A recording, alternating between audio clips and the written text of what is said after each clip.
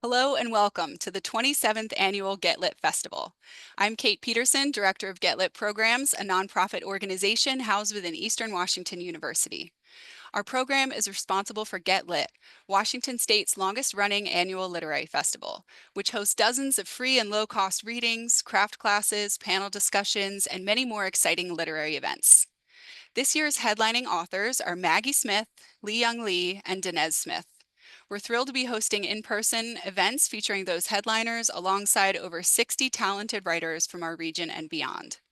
The festival takes place this Thursday through Sunday, April 10th through the 13th, in many venues across downtown Spokane, Cheney, and even Coeur d'Alene. And we're excited to be presenting 8 virtual events here on YouTube this year. You can find our full schedule along with information about all of our festival authors by visiting our website, getlitfestival.org. Now I'd like to welcome Mackenzie Draper, Get Lit's Assistant Coordinator, who will introduce today's event. Hello, everyone. I would like to welcome you to our regional MFA Reading, an event that has been a Get Lit Festival mainstay for over a decade. This year, we're celebrating writers from the University of Idaho, Oregon State, Boise State, Western Colorado, and our very own Eastern Washington University. The graduate students we will hear from today are all committed to developing their talents as writers in their chosen genres. Each MFA candidate will be sharing their work in poetry, fiction, or nonfiction, and will be introduced by a faculty member from their program. We hope you enjoy this chance to hear from our region's rising talents. Now I'll hand things back over to Kate, who will get us started with our first reader. Thank you, Mackenzie. Our first reader is Trixie Zwolfer from the University of Idaho, who will be introduced by faculty member Leah Hampton. Please welcome Leah. Hi, everybody. Thank you so much for this event. I always love this event, and it's so great to be here. And it's my honor to introduce Trixie Zwolfer on behalf of her MFA family at the University of Idaho. Trixie Zwolfer is a witch, or at least an aspiring one. Her work concerns itself with, as she puts it, strange forests, bodily transformations, and owls. What she means by this is that Trixie is a master of the fairy tale form, and in her capable hands, fiction and storytelling becomes an inherently feminine act, full of metamorphoses, transgressions, and all kinds of figurative and literal wolves. Her stories use narration as their engine, collective voices, frames, retellings within tales, and other perspective-shifting magic spells that call to mind our oldest oral traditions and the deeply human experience of being actively told a story. In other words, one does not simply read a story by Trixie Zwolfer, we feel it, we get inside it, and we become something new and strange at the end. Trixie is a third-year fiction student at the University of Idaho's MFA program, where she is currently working on her thesis, a collection of short stories of the kind I just described. She received her BA from Montana State University, and she currently serves as the fiction editor for Fugue Journal. I am deeply proud of her and honestly believe this thesis is going to be a best-selling book very soon. Please welcome Trixie Zwolfer. Hi everyone. So today I am going to read an excerpt of a longer story. The story is normally footnoted with footnotes drawing from the motif of folklore, archetypes, and found research from the University of Idaho archive. I am not going to read the footnotes in this reading for this excerpt.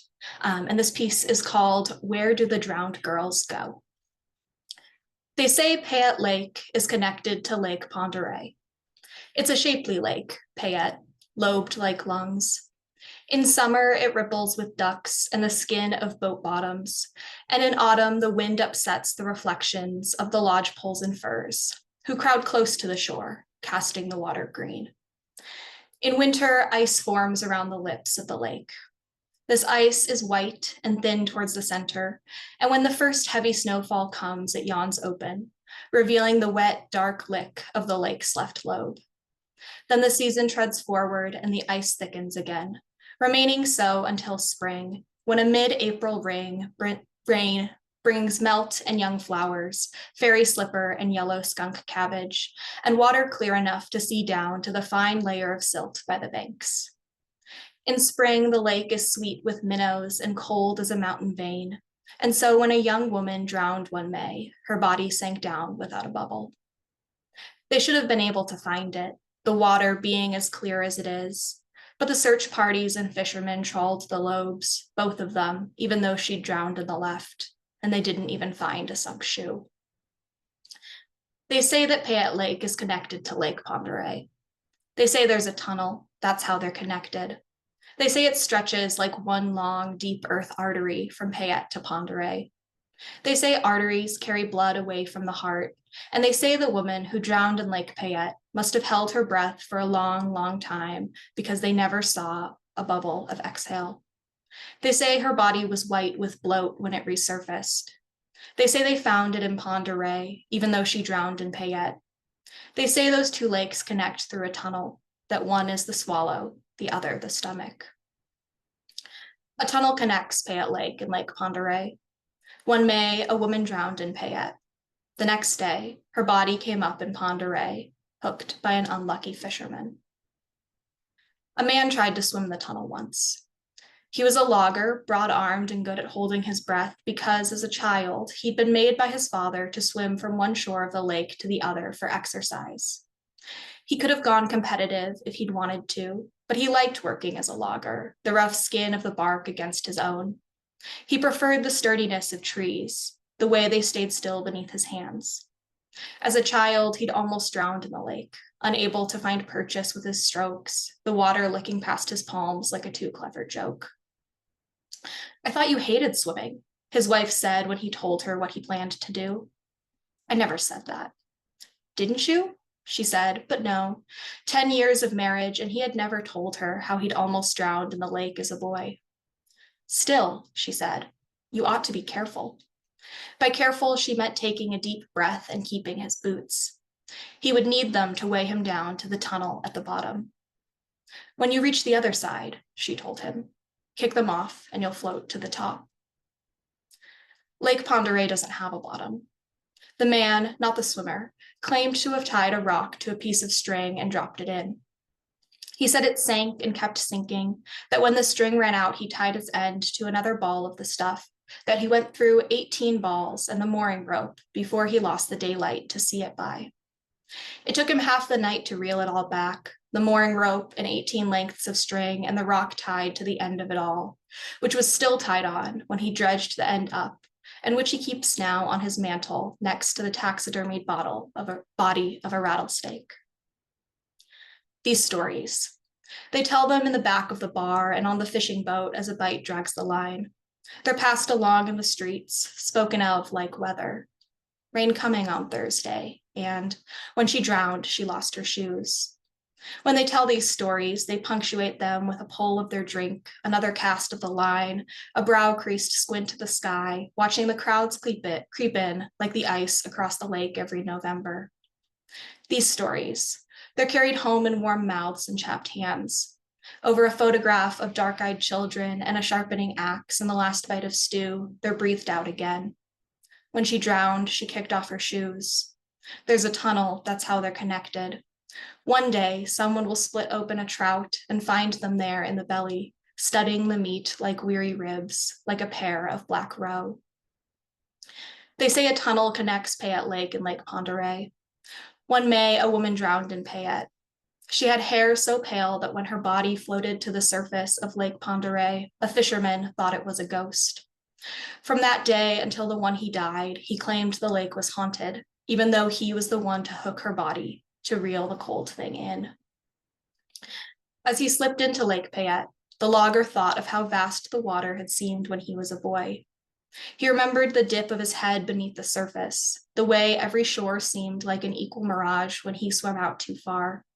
He remembered thinking that someone had misnamed the thing that was Payette Lake, and when he was a brawny teen, he attributed the ropey cut of his arms to the sea. As he slipped under the surface of Lake Payette, the water tasted briny with salt. Thank you. Thank you, Trixie. Next, we have Ellison Rose from Oregon State. Ellison will be introduced by faculty member Elena Passarello. Please welcome Elena. Hi, thank you, and great job, Trixie. It is my true pleasure to introduce to this audience, at least, Ellison Rose. who is a second-year nonfiction writer here at Oregon State's MFA program and an undoubted asset to our close-knit MFA community. Ellison co-edits the nonfiction section of our student-run lit mag, 45th Parallel. They are an Arkansas native who received a BA in creative writing from the University of Memphis and then spent years working with food and food service before coming to Corvallis. And when I first met Ellison, they were walking through my front door wearing a cool hat and a huge grin and carrying a stock pot of soup for our whole cohort to try.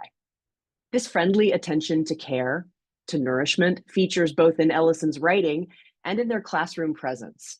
Their essays, which explore identity, representation, and the ways trauma weaves itself into the ties that bind families, can also be understood as explorations in care. I see care in the way they work to protect and nurture the creative process, both in our graduate workshops and in the coursework they design for our undergraduate writers. What does it mean to want to be creative? They ask in their writing and teaching. How can the tools of creativity remain available to anyone who wants to use them? What can I clear from the path of a student, a peer, or a reader in order to help them experience beauty? These generous questions are at the core of so much that I know in Ellison's life and work, and I hope you're as excited to hear them read as I am. Let's welcome Ellison Rose. Thank you so much, Elena. That was such a beautiful introduction. I really appreciate it. I'm very excited to be here, very excited to read for you all. I'm going to read an excerpt from a longer essay that comes early in my thesis, which is going to be a memoir and essays. So I had to do a little bit of adapting since I'm reading aloud, but I hope that it works out. So this is an excerpt from A Rose is a Rose is a Rose. The first time I changed my name, it was to become someone I had already been. I was always going to be either Ashlyn or Brittany. I could have been Brittany, Britany, or Brittany, Britney, or Brittany, Brittni, but since my mother chose the spelling she felt to be most correct, Brittney, on paper, I only shared my given name with about 6,000 other babies born in that year. The more widely used spelling, Brittany, Brittany, however, was the third most common girl's name in 1991, down only slightly from its popularity peak 2 years prior. Even in my rural, small-town class of less than 150, there were more than a few Brittnys and her variants. Mama never settled on a boy's name because she never seriously considered that I may be a son. She was 16 and stubborn, and when the ultrasound came back unclear, she couldn't be convinced to wait and see. She's just shy, Mama cooed at the cross-legged fetus on screen. What a little lady. She painted a corner of the family double wide in pastel pink, stocked a drawer with dresses and oversized hair bows. She wanted her baby girl so badly, she thought she could will one into being. Once I was born, she was validated in what she describes as her magical thinking. The doctors handed her a baby with the body she'd longed for, and just like that, she had her own perfect little living doll. It wasn't always easy being a Brittany, or Brittany, or Brittany, or Brittany in the 90s and early 2000s. Aside from sharing my moniker with 7% of my girl classmates, I also came of age under the meteoric rise of the one true Brittany. Adults thought themselves oh so clever when they called me Britney Spears, teasing as if they genuinely did not know the difference. I was indignant, offended. I'd scrunch my face and shake my head. No, not that Brittany. Brittney, 2 T's. Even so, I did not feel imposed upon by Brittany herself. I worshipped her in a way that, in hindsight, can really only be described as a crush. I never had a Brittany poster, but for weeks I fed quarters into a sticker machine at Walmart and held my breath as I opened the slim cardboard sleeve. In the back seat on the car ride home, I'd stroke the latest holographic image of young Brittany's face, already planning its place in the baseball card organizer my grandparents had picked up at a yard sale. The doubles I traded or even sold on the playground. I was determined to collect the set. Maybe in a different context, I would have recognized my feelings as amorous, but as it was, at least I was spared the burden of aspiration. For a lot of girls my age, Brittany was a beacon. Her dance steps, a handbook of sorts for how to get yourself grown. But aside from our shared syllables, I did not see myself in Brittany's schoolgirl regalia and breathy sexuality. I was just a scabby-kneed preteen in a Tweety Bird hoodie, jumping out of willows and pedaling through crabgrass with cockleburrs stuck to my socks. While Baby One More Time played on repeat through the foam pads of my Walkman, I practiced my baseball swing with hickory nuts, dinging up my aluminum bat. I made Brittany a sort of imaginary friend, a pal chewing sunflower seeds and peeling nail polish by my side. I listened until the disc skipped beyond redemption. Maybe it was all this Brittany competition, but I felt a fierce ownership over my name, a strange obsession even. I doodled it constantly, the thick letters stretched sideways across wide ruled pages, spanning the length of the red margin line from end to end. I meticulously filled each letter with patterns or prints, gave them dark drop shadows, or set them in ornate environments. Often the embellishments changed seasonally. Brittany Rose Duncan, surrounded by pumpkins and spiderwebs for fall. Brittany Rose Duncan, collecting snowdrifts and wrapped in Christmas lights through winter. Brittany Rose Duncan, bursting into bloom in the spring. I never altered the name itself, never messed with the spelling or tried on anything new. In my girlfriends' notebooks, some of them paired their first names with the surnames of the boys we spent recesses chasing, but that fantasy, marriage, unity, abnegation, did not capture me. Rather, I reveled in exploring variants of my own independent identity. Maybe I enjoyed seeing some version of myself shifting and changing across time. Halloween Brittany, Wildflower Brittany. Not until I was 14 did I learn that this name, the name I had known since before I could read, before I could write, before I could even recite the words clearly, Brittany Rose Duncan, was not my real name. That is, it wasn't my real name if your perception of reality depends on the paperwork of life. Birth certificates, vaccination records, and social security cards, which is, unfortunately, the metric of reality employed by the DMV. My real name was Brittany Rose Major. Thank you so much. Thank you for listening. Thank you so much, Ellison. Next, we have Trey Hayden from Boise State. Trey will be introduced by faculty member C. Violet Eaton. Please welcome C. Violet Eaton. Hi, everybody. Thanks for having me here. I should just say up front, too, that what I'm about to read was primarily written by my colleague and wife, Sarah Nicholson, who wishes she could be here, but she's on a plane to Oaxaca, so we shouldn't feel too bad for her.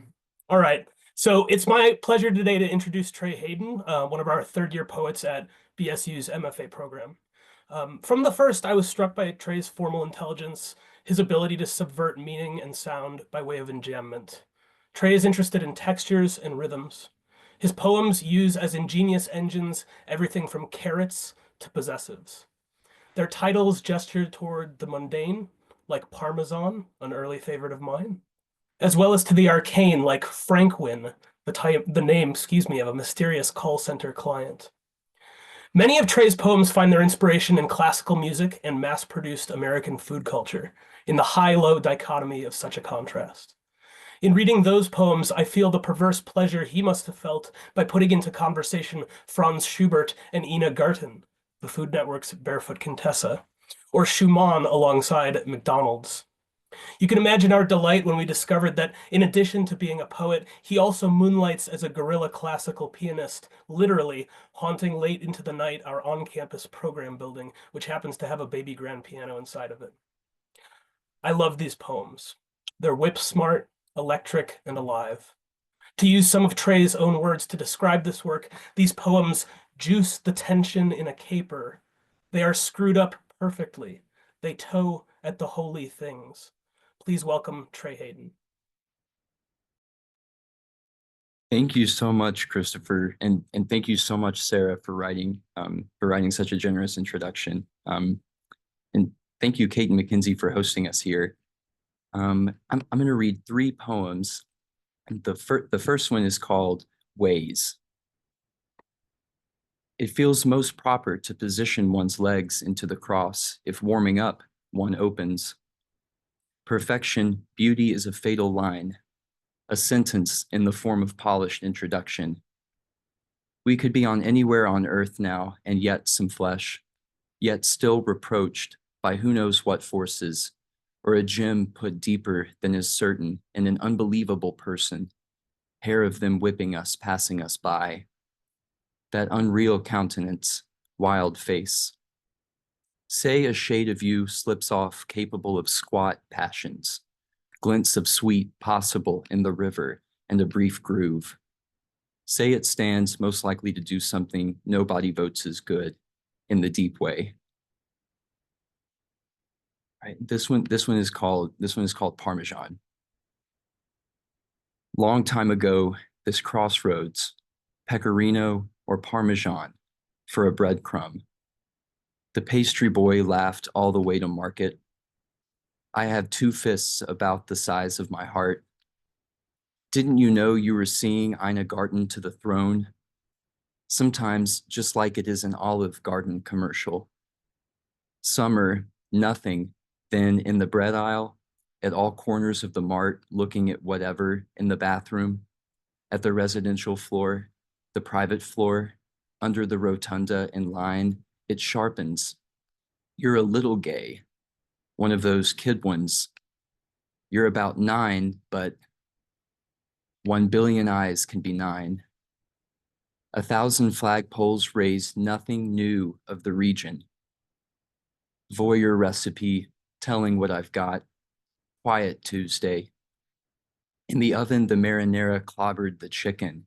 You would dull this knife for me, not the food. Quiet Wednesday. Quiet Friday. What happened Thursday? What the kitchen table shares with a principal's office. The wedding of TV and me. This last one is a little bit longer and it's called The Food Network. Something brazing in a landlocked state is left to reincorporate its juices on the counter, learning in the manner no one touches or retrieves or would, no one with a fantasy, becoming tenderer. This gymnasium trimmed in green, go shamrocks. There with my every cartwheel, fumes of roast bubble up through my nose and outlinger the cheers. Taste and smell remain past image since they sink into the gut to be kept. Note squeaks of bouncing basketballs. View a pretzel lit up, TV angled on the turning hook, exactly in the lighting of a Food Network special. Someone ostentatious leading us through a fairground into a concession stand. Craving and demented, robed, an Ansexton witch with a rolled doll ant make insertions in a peach in a retroactive dream, cast themselves darkly on the familiar. Only these days they are in my mind to do with dealing in food as in feeling. I learned julienning peppers and the base staff the same week. George Bush drives fast always, GBDFA, and played the song with an overeager left hand. In accordance, ruined perfectly good bell peppers with an overeager left hand, until the balance beam of further learning, rid of mistakes, acts. Wanted, wild, and good, to ride the arc into good. I would copy you if I thought it'd look good to do it like you say, on my own, Ina, every place. You foregrounded with the thicker butter, better olive oil, due for food. Use a good vanilla. No eater of this cake detects what's wrong. These techniques become my weapons against feelings. I've made my food their projections. The forms are solutions, the final products. And swallow now, meaning more, and quit believing I can't cook. Summon Ina for my sauce in the manner of a bounceable baby, ball in a game scented with time, if not its best pairing. Frozen ham and a box of corn in July, fruit in May. What is real and what good, you think, somewhere above an afternoon in June, as you watch the pointy stone leave your hand and hurt your friend, before feeling turns you to your age again. I watch over you, you know. Your medium-low stew may tonight crack a shell, so long as it's spiced heavy-handedly. A thing of peppers takes us back to 2008, Michael Phelps's aura and his swimsuit. During his individual medley, I had a bowl of chili. I ate what I felt, and when I didn't feel like it, I looked away. It was bizarre. Guy Fieri goading on a faraway patron, a perfect eggplant's form, and the look of the Olympians. I looked. Thank you all. Thank you so much, Trey. Our next reader is Rebecca Williams from Western Colorado University. Rebecca will be introduced by faculty member and festival alum, Maya Jewell-Zeller. Please welcome Maya. Thanks, Mackenzie. Thanks, Kate, and thanks for all your work putting this together and for including Western Colorado University. Rebecca Williams is a woman of equal parts mystery and conviction, boundary and generosity. She serves on several boards, including Georgia Organics Board of Directors, Atlanta Birth Center Board of Directors, and Chattahoochee Hills Charter School. Her essays appear recently in Humana Obscura, Talking River Review, and the Georgia Review, and she will receive her MFA in Nature Writing with a concentration in poetry in July 2026. Her creative work, like her life, is textured and multivalent. In an ancestry ranging from Sappho and Aldo Leopold to Anne Carson and Ever Jones, the poems and essays of Rebecca Williams sing in a self-appointed mythos of offspring gods and naked Labos amoebas. The elegy is a primary mode for Williams, often calling itself by its other name, an ode, to plastic, to garbage, to data centers, in the voice of a mother monster whose body contains more blood than has ever been in her body before, or a woman who hears the shouts and cries of floating heads. Homer's wine-dark sea becomes a green-dark dent in the forest, which the taxidermist doesn't love. Mary Oliver and Rebecca Solnit loop back to us as birds and women, both versing and being made extinct, even as a polyvocality of recurring voices come in and end from the wings from offstage. Rebecca Williams is historical women and goddesses, and she is whatever is just being born, and she is helping it be born. And I believe her, and I am in awe of her, and you will be too. Please help me welcome Rebecca Williams. Jesus, Maya, thank you. That was really kind. Thanks all of y'all. I'm gonna read two poems for y'all. You'll have to forgive me. I've had a cold all week, and so my voice is a little scratchier than normal. Been doing a lot of cough drops. We're gonna see how this goes.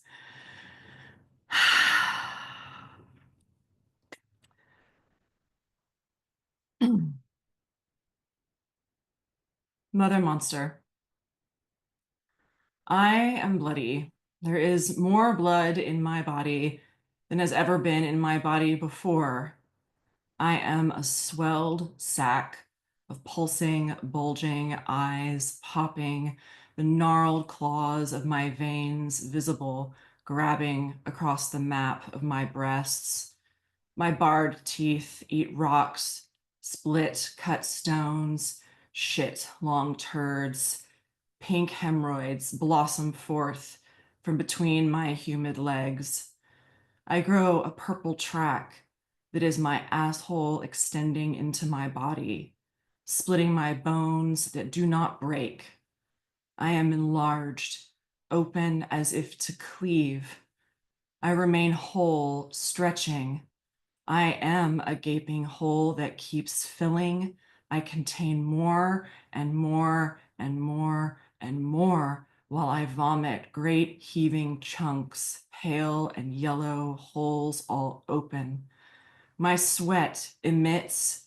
I smell like a freshly dug grave, a wet bouquet of old lilacs tossed on open ground. And you tremble. Of course you tremble. Go ahead and tremble. Vomit, shit yourself, cry. Behold, I am impossible.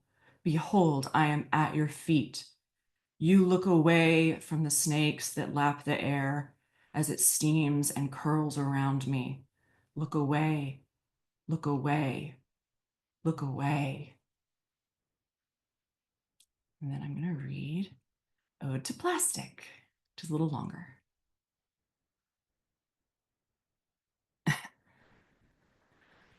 Ode to Plastic. Plastic, plasticose, fit for molding. You know, like plaster on a crumbling wall, cracking.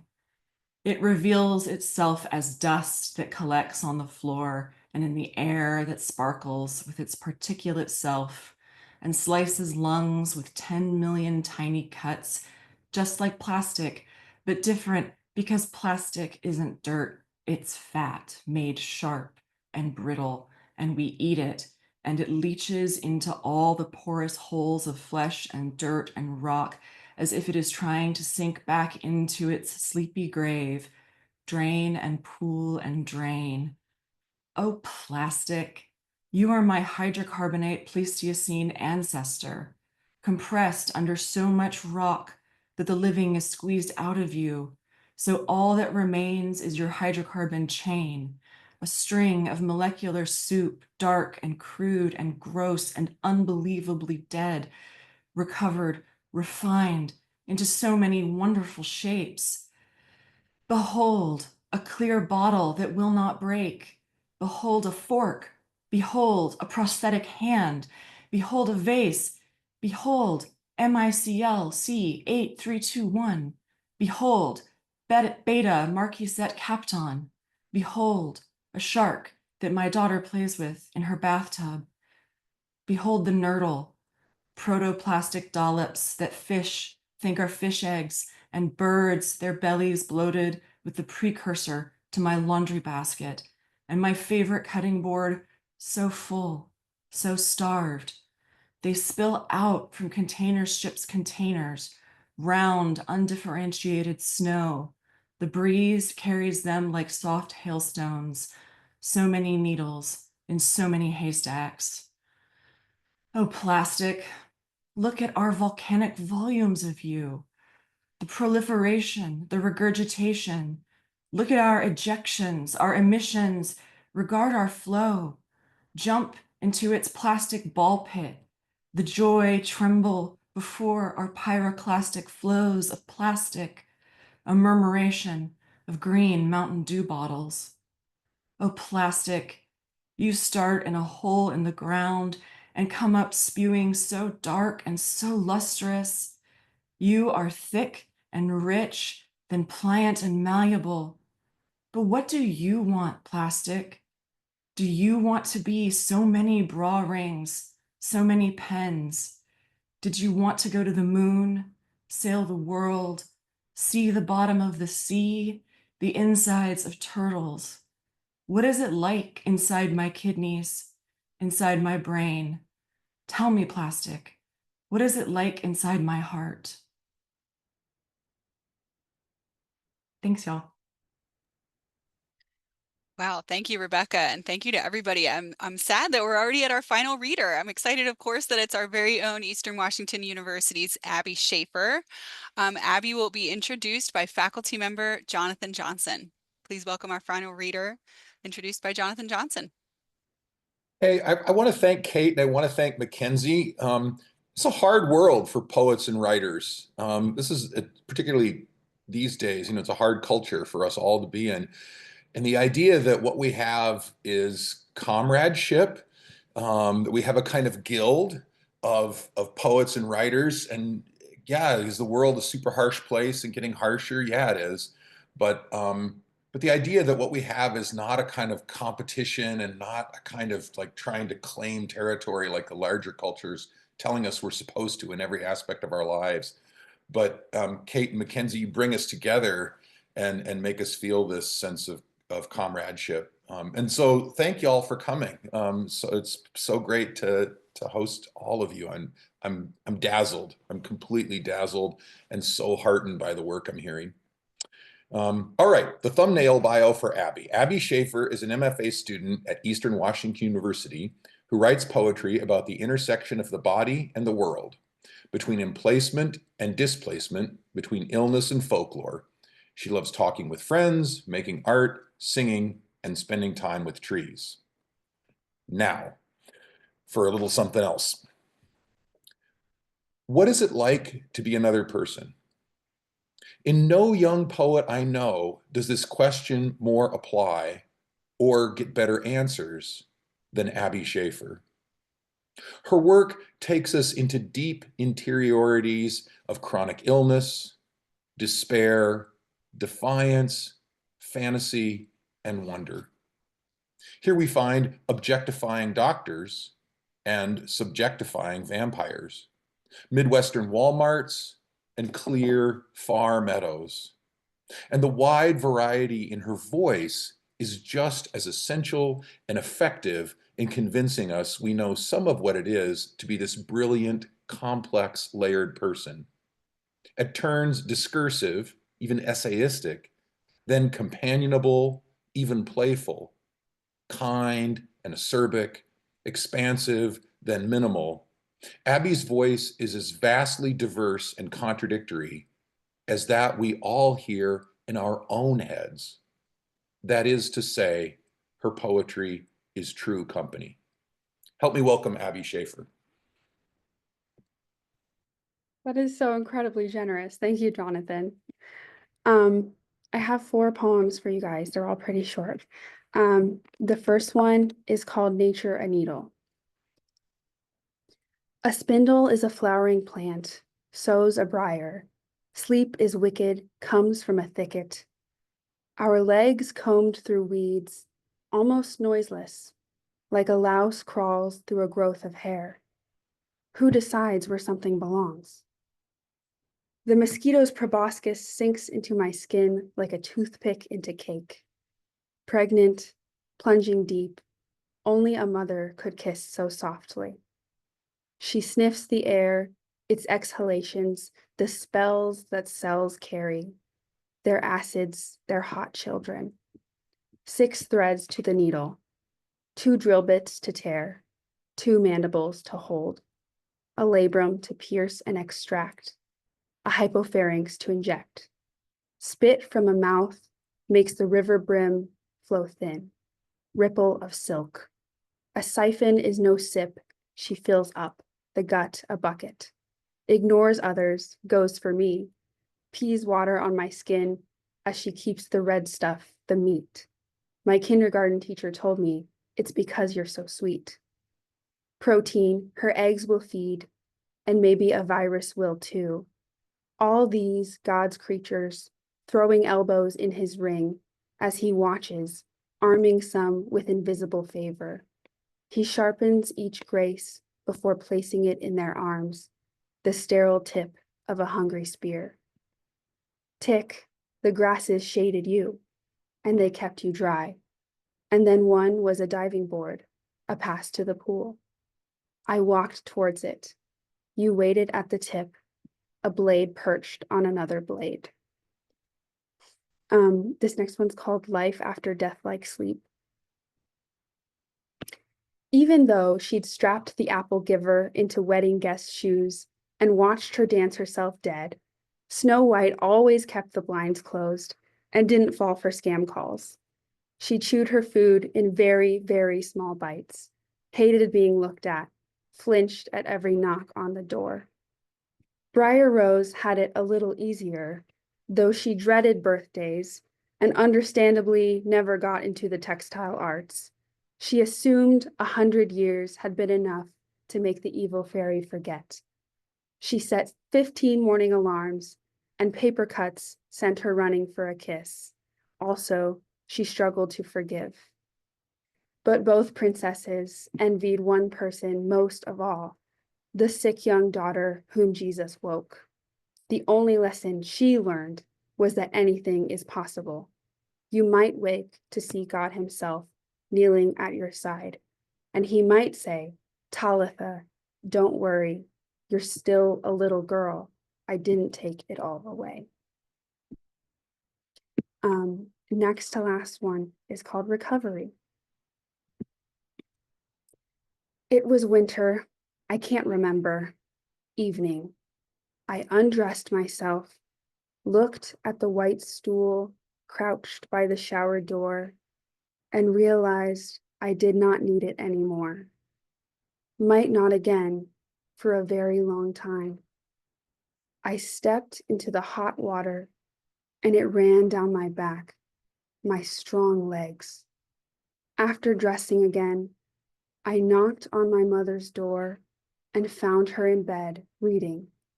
She asked what was wrong as I bent, curled myself over the edge of the mattress, gasping and sobbing, her bewildered hands moving to cradle my dripping head. And the last poem is called What Changed, and it is dedicated to my doctors, whom I love. What changed? I'm sick, have been all week, sleeping for a herd of wild horses all day, then shuffling to shower and steep blackberry tea.